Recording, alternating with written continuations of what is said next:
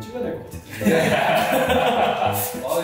되게 주저리 거예요? 네. 설명은 너무 잘해주시죠. 그러니까. 답만 맞추면 완벽하고. 네네. 괜찮아요. 네. 거기까지. 천천히 있고 젊었을 때 발병하는 병인 것 같고 그것 때문에 일상생활에 장애가 생겼고 차를 안 가니까. 야. 공부 잘한다. 그러니까.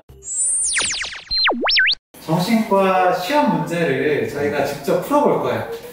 저희 같이 풀어볼 겁니다. 학생 때 그 시험을 보고 또 국가 고시도 이제 저희가 시험을 보거든요. 네. 전 국민이 정신과 문제를 풀 수 있는 그날까지. 네. 태연하게. 근처여가지고. 네. 저는 너무 온 김에 다시 한번 자기소개하고. 네, 안녕하세요. 저는 그 닥터 프렌즈 내과 전문의 내분비내과 전문했고요. 네, 무창현이라고 합니다. 네. 윈 다이어트. 맞아요. 네. 정말 현명한 식사. 그러니까 똑같이 먹더라도 살 덜 찔 수 있는 방법에 대해서 얘기를 많이 해주고 있고요. 무창현 선생님 개인 이제 채널들에서 그런 콘텐츠를 이야기 많이 해주고 있으니까 많이 찾아봐 주시면 좋을 것 같아요. 저희 전 국민이 정신건강 전문가가 될 때까지 문제를 한번 같이 풀어보려고 하는데요. 와, 진짜 정신과 전 학점밖에 내본 기억이 안 나요. 물어봐야 되는 거 아니에요, 전문가에서? 내과 의사는 얼마나 정신과 문제를 풀 수 있는가? 1번 문제 나가볼까요? 40세 여자 환자가 무기력하다가 병원에 갔다. 10일 전에 남편이 교통사고로 갑자기 사망하였다. 아이고, 혼자 있을 때 죽은 남편이 떠올라 기분이 가라앉고 멍하니 밖을 바라보는 때가 종종 있다. 혼자서 잠자리에 드는 것이 어색하여 새벽에 잠을 설치기도 한다고 하였다. 혼자 식당을 다니며 일을 하고 있고 다른 동료들과 함께 있을 때는 큰 어려움은 없다고 한다. 진료 도중에 남편의 죽음이 내 탓같이 느껴진다며 눈물을 흘리기도 하였다. 진단은 돌아가신 너무 큰일이니까 병적이냐 아니냐를 좀 판단을 해야 되는 것 같고요. 일상생활에 문제가 된다면은 그런 스트레스 장애나 적응 장애 가실 수도 있을 것 같아요.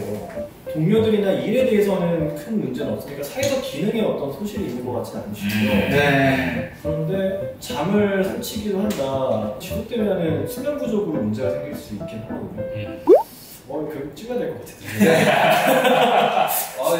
되게 주저리 거예요? 네. 설명은 너무 잘해주시죠. 그러니까. 답만 맞추면 완벽하고. 네네. 그래서 일단은 3번은 아니죠. 주요 장애는 시간이 필요하고 2인칭 비행하시고 한다 이건 아니고요. 제가 찍는다고 한다면은 일성 스트레스 장애 혹은 정상애도 반응 2번 혹은 4번 중에 하나 중 정상애도 반응을 하겠습니다. 2번. 네, 2번. 어떻게 정답인가요? 네. 다행입니다. 감사합니다. 네, 급성 스트레스 장애는 어큐스트 스트레스 디스오더는 PTSD랑 거의 똑같은 거라고 보시면 돼요. 나 또는 가족이 죽을 뻔한 사고나 목숨의 위협을 경험한 이후에 혹은 큰 상실을 경험한 이후에 한 PTSD랑 거의 똑같은데 아직 3일 정도밖에 되지 않은 시점. 그럴 때 우리가 이걸 진단 내리죠. 네. 제일 헷갈리는 건 사실 원래 정신과 족보에서는 정상 애도 반응이랑 우울증을 감별하는 게 포인트예요. 우울증 같은 경우는 정상 애도 반응에 비해서 더 어쨌든 심하고 정상 애도 반응 같은 경우에는 사랑하는 사람을 떠나보낸 뒤에 가장 힘들고 그 다음에 점점 나아지는 반면에 우울증은 이제 시간이 지나도 이렇게 지속이 되거나 오히려 좀 더 심해지기도 하고요. 환청 이런 거 들을 수 있거든요. 예. 그러니까 떠나간 사람이 나를 부르는 이야기라든지 뭐 그런 거는 들을 수 있는데 그거 왜 어떤 환청을 듣는다든지 아니면 떠나간 사람 이외의 다른 모습을 본다든지 하는 그런 게 있으면 이제 병적인 걸로 보고요. 얘기하다 까먹었는데 네. 괜찮아요? 네. 지금 제가 집중을 뺏기면서 네. 괜찮아요. 네. 거기까지 해요. 네. 그리고 자책을 하는데 어쨌든 이제 그 어느 정도의 자책이냐, 그러니까 이 사람한테 이렇게 했어야 된다면서 후회하면서 자책하잖아요. 네. 그런 게 정상적인데 과도하다. 그런 우울증이라고 할 수 있겠죠. 상일이면 괜찮아요. 너무 괜찮아요. 29세 여자가 왼쪽 손목을 칼로 긋고 쓰러져 응급실로 실려왔다. 3개월 전에 남자친구로부터 이별을 통보받은 후 하루 종일 눈물 흘리거나 무기력하게 누워 지냈다. 입맛이 없어서 하루 한 끼 또는 아예 먹지 않았다라고 하고요. 밤에는 한두 시간밖에 못 자고 눈으로 지냈으며 매일 소주 한두 병을 마셨다. 세상에 혼자 남은 것 같아서 죽고 싶은 생각이 들었고 잘못한 것만 생각이 나고 못나서 헤어진 것 같았다 라고도 하고요. 가족들과 함께 살기는 하지만 사이가 소원해서 혼자 집에 지금 남겨져 있는 시간이 많았고, 그러다가 술을 마신 상태에서 충동적으로 죽고 싶은 마음에 손목을 그었다라고 합니다. 여전히 응급실에서 면담을 했을 때 죽고 싶은 생각이 있으며 칼이나 끈이 있으면 좋겠다라고 하셨다고 해요. 이때 조치는 어떻게 해야 될지에 대한 문제입니다. 네, 우창현 학생이 응급실을 지키고 있는데 네. 정신과 전문의가 없는데 맞아요. 없어요? 아까 네. 전에 큰일 났네. 그러니까 이분이 진짜 너무 걱정되는 게 일단은 집에 혼자 있는 시간이 많다는 거잖아요. 아, 맞아요. 이거는 네. 사실 그 귀가시켰을 때 너무 그거 자체가 너무 위험하고 3개월 정도 지났으면은 이미 우울증 단계에 접어드신 것 같고 네, 그렇기 때문에 지금 우울증이 의심이 되고 자살 사고가 있으셨고 집도 굉장히 누군가 보호자가 계속 24시간 붙어있을 상황이 아니니까 입원을 시켜야 될 것 같아요. 입원 네. 네, 다음님께서 의사가 정상이라면 무조건 O예요 라고 해주셨는데 네. 정상이시고 네. 네. 저희 구독자분들도 전부 다 5번을 골라주셨습니다. 네, 오동훈 선생님, 허경 선생님하고 따로 좀 얘기해보고 싶은 게 저희가 이런 비슷한 상황들을 이제 응급실에 있을 때 많이 봤잖아요. 저희는 입원을 당연히 권유드렸을 거예요. 네. 실제로 입원으로 잘 이어지나요? 당연히 이제 본인이 설득이 되면은 자의로 보호병동에 입원을 하게 되죠. 근데 이제 본인은 또 이런 상황에서 나는 절대 입원 안 하겠다라고 버티시는 경우가 있어요. 그런 경우에는 이제 어쩔 수 없이 환자분의 안전을 위해서 저희가 가족분들을 모셔서 그 동의를 얻어서 이제 보호 입원의 형태로 진행을 하게 되기도 합니다. 가족들도 왜 좀 힘들고 그러면 이럴 수 있지, 그냥 술 먹고 욱해서 그런 거다, 우리가 그냥 잘 돌보겠다라고 저희가 진짜 경고해도 그냥 집을 모시고 가는 경우들이 있어요. 저는 아직도 기억나는 게 2012년 정도로 기억하는데 딱 12년 전이네요. 응급실에서 제가 신촌 세브란스 응급실에서 이런 비슷한 거를 되게 많이 경고하고 새벽에 당직 서다가 그냥 가셨었는데 몇 시간 뒤에 결국에 뛰어내리셔가지고 너무 크게 여기저기 다 골절된 상태로 다시 응급실에 오셨어요. 그래서 정말 시간을 돌리면은, 근데 돌려도 안 됐을 거야. 왜냐면 가족들한테 그렇게 강하게 경고하고 막 부탁드렸는데도 할 수 있는 건 다 한 거죠. 그렇죠. 근데 너무 안타깝네요, 사실. 그렇죠. 그래서 우창현 선생님 현재 2문제 중에 2문제 다 맞추셨어요. 다행입니다. 역시 교수님이라 그런지 잘하시네요. 마산병원 교수님은 이 정도 진짜. 네. 계속 가볼까요? 그러면 다음 문제도 잘 맞춰주시는지 한번 보겠습니다. 25세 여자분이 출근하는 게 두렵다 하면서 병원에 오셨다고 해요. 1개월 전에 사무직에서 영업직으로 부서를 이동한 후에 낯선 사람 앞에서 발표하는 업무가 잦아지면서 두려움이 심해졌다고 합니다. 대학생 시절부터 사람들과 대화하거나 낯선 사람 만났을 때 얼굴이 붉어지고 땀을 흘리면서 말을 더듬거리는 부분들이 있었다고 하고요. 윗사람이나 동료로부터 나쁜 평가를 받게 될 걸 염려하면서 계속해서 두려워했다고 해요. 이때 치료는 어떻게 해야 될까요? 치료는 젊었을 때부터 되게 반복된 어떤 그런 고민들이 있었겠네요.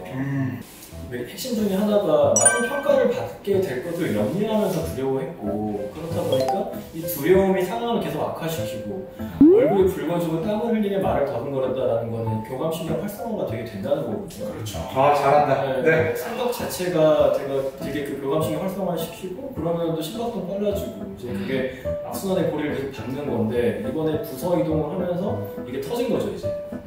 그렇지. 그래서 치료는 인대놀이야 이러고 봤는데 그게 없어. 그런데 이제 이분은 이제 잘못된 인지가 자신의 교감신경을 활성화시키는 거니까 인지재활이라고 표현하나?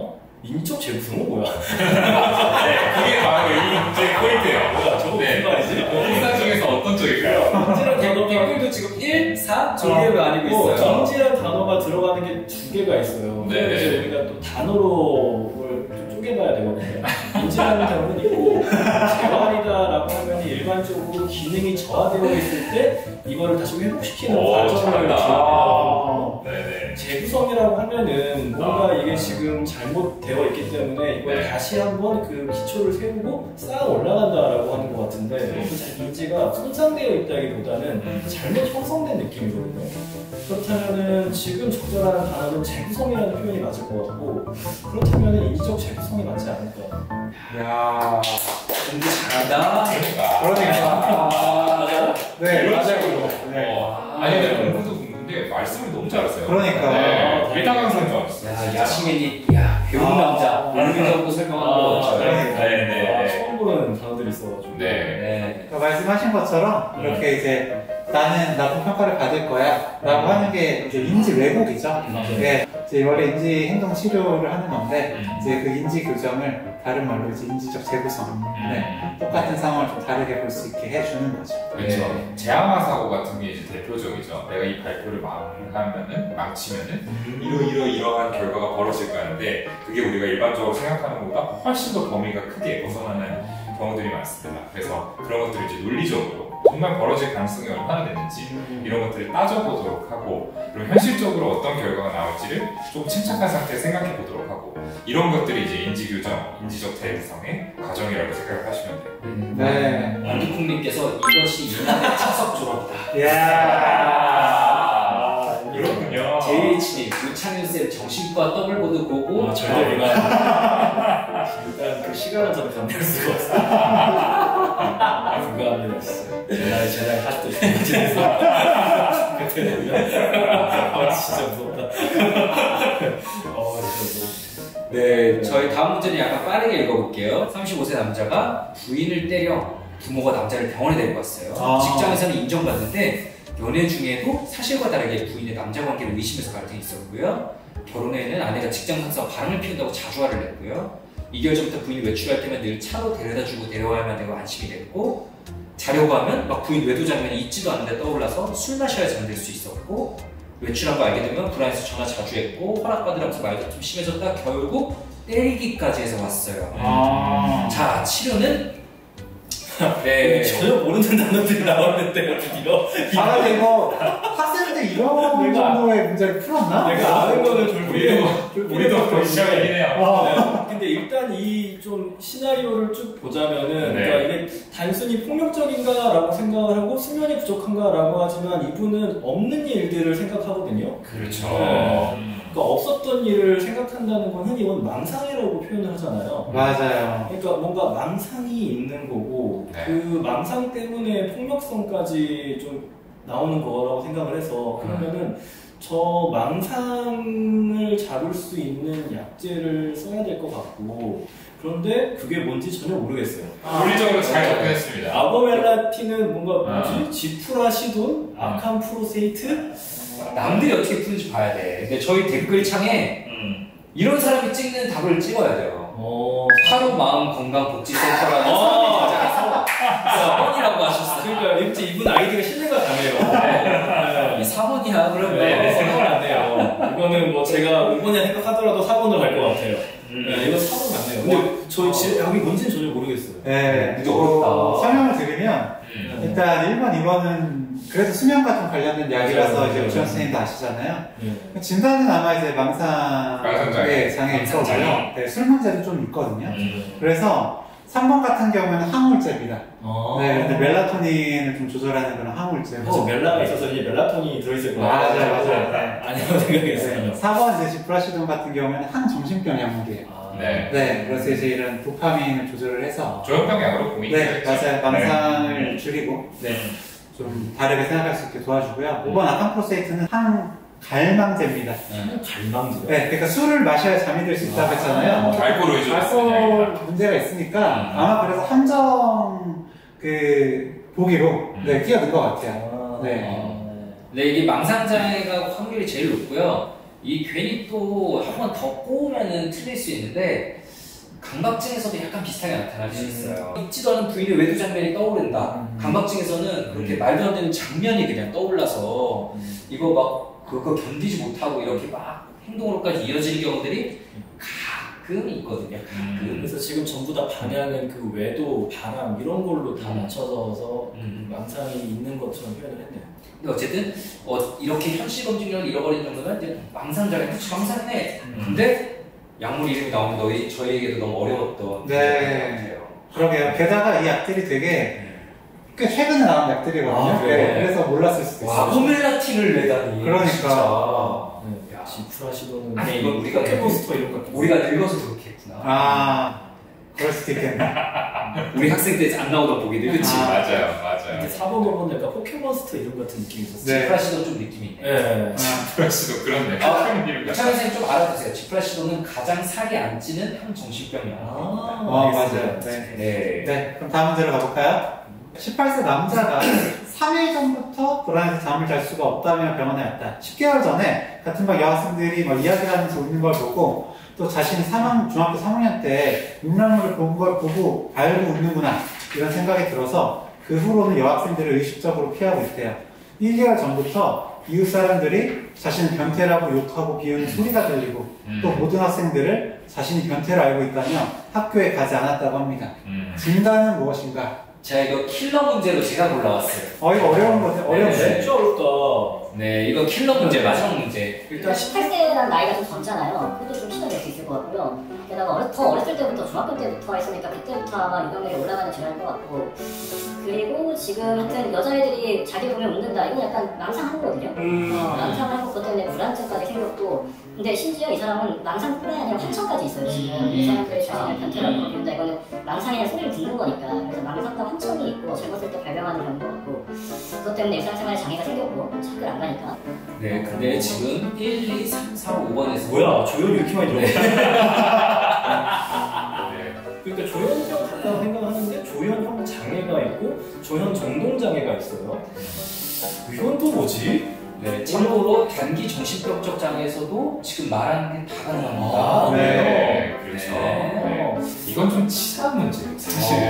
네. 이건 아마 정신과 레지던트들도 네. 그 진단 회의에서 되게 서로 싸울 것 같은 그런. 왠지 느낌이 조현 정동 장애는 근데 이 사람의 감정이 부적절하진 않거든요. 저 생각하면 불안하거나 저렇게 생각하면은 그럴 수 있어서 조현병과는 조현형 장애인데 조현병과 조현형 장애의 차이가 뭘까라고 좀 추론을 해보면은 병과 장애, 조현형 장애라고 하면은 뭔가 기강이나 이런 것들이 좀 들어갈 것 같은데. 잘 가고 있습니다. 잘 가고 있습니다.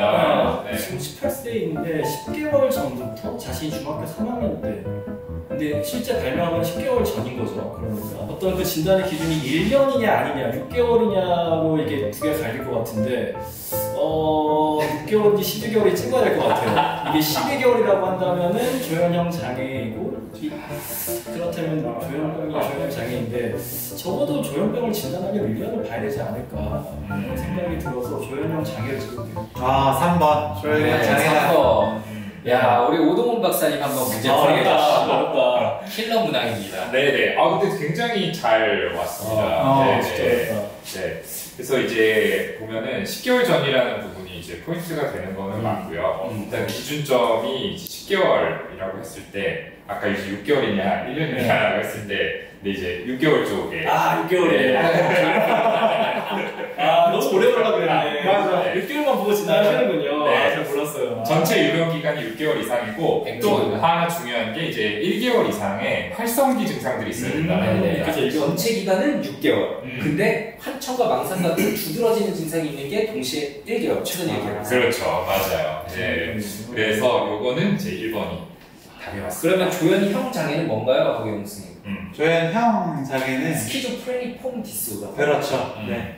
1개월에서 6개월 사이까지 거기가 이제 조현형 장애. 똑같은 모습인데 1개월에서 6개월 사이. 맞습니다. 네. 그리고 단기 정신병 장애는 똑같은 모습인데 1개월 미만. 이내. 네. 진짜 단기. 네, 그렇죠. 네. 이게 아무래도 이제 나중에 치료를 얼마나 길게 해야 되냐, 이게 얼마나 회복이 잘 될 것이냐를 이제 그 기간에 따라서 좀 나누거든요. 네, 그래서 저희가 좀 까다롭더라도 이런 식으로 좀 진단을 나눕니다. 그렇군요. 야, 킬러 문항이 성공했습니다. 네, 틀렸습니다. 네, 조현 정동 장애는 진짜 너무 정확하게 말해서 깜짝 놀랐어요. 맞아요. 그래요? 네. 그러니까 우울증이나 이제 조울증 같은 정동장애 요소와 이제 사고장애 요소를 같이 가지고 있고 그런 시기가 별개로 나타났을 때 저희가 진단을 하게 되죠. 망상장애는 망상만 있어야 되는데 여기서는 환청까지 동반됐기 때문에 망상장애에는 해당되지 않겠습니다. 그래서 정답은 1번이고요. 네, 제일 어려운 킬러 문항이었습니다. 네. 어려웠습니다. 네. 근데 너무 잘하고. 그러니까. 아니야. 역시 그리고 그 풀이가 너무 좋아. 능력자. 아니야. 의대 차석 졸업. 그러니까 되게 버벅일 법도 한데 이거를 너무 이렇게 유려하게 풀어가는 게 인상적입니다. 아주. 네. 그리고 이렇게 틀리고 이제 나 다 맞았네 생각하고 있다가 시험지 보고 씨 뭐야 이랬는데 6개월이었구나. 네. 다른 거 저희끼리 푸는 거보다 그 우찬 선생님 있어가지고 나 이거 세요. 훨씬 재밌었어. 나 이거 세요. 네. 저는 뭐 여러분들은 똑같은 사실 입장이니까 많은 걸 배웠네요. 자, 어쨌든 지금 이제 저희가 기획한 마지막 코너까지 진행을 해봤고요. 네, 이제 아쉽지만 여기서 이제 마무리를 할 시간입니다. 네. 자, 오늘 라이브 좀 어떠셨는지 이야기를 하면서 정리를 해볼 텐데요. 어쨌든 귀한 시간 내주신 우창현 선생님부터 좀 말씀 주시면 감사하겠습니다. 네, 이렇게 초대해 주셔서 정말 감사하고요. 저도 이제 많은 이야기도 하고 공부도 하면서 이 시간 즐겁게 보낸 것 같아서 뿌듯합니다. 감사합니다. 정말 첫 게스트는 잘 모셨다. 그러니까. 누군지 몰라도 다음 게스트 이제 긴장 좀 하고 나오셔야 된다. 저희 다음 시간에도 또 저희 시청자분들과 함께 할 수 있는 재밌는 이벤트 가지고 돌아올 테니까요. 많이 기대 부탁드리겠습니다. 감사합니다. 감사합니다.